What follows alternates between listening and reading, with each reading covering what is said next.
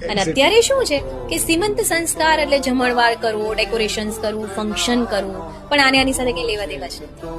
સીમંત સંસ્કારમાં એક જ મહત્વ છે કે બાળક અને માતાને આશીર્વાદોથી પોષવા અને એને આશીર્વાદ આપવા.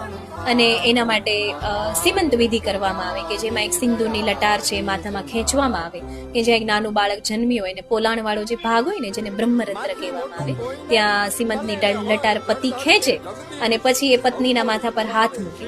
તો એ પત્નીને આશીર્વાદ નથી આપતો પતિ. હજુ ઘણાને ગેરમાન્યતા છે કે આ પત્નીને આશીર્વાદ આપે છે. ગેરમાન્યતા તો છોડો, લોકોને ખબર જ નથી કે શા માટે કરે છે, શા માટે થાય છે. Exactly right. એટલે એ એના માથા પર હાથ મૂકે ને તો આપણા બ્રેઇનમાં ગ્રંથિ હોય, અંતસ્રાવી ગ્રંથિ, તો એમાંથી જે હોર્મોન રિલીઝ થાય ને તો જ્યારે માથા પર હાથ મુકાય ને ત્યારે માતા શાંતિનો અનુભવ કરે, સુરક્ષાનો અનુભવ કરે.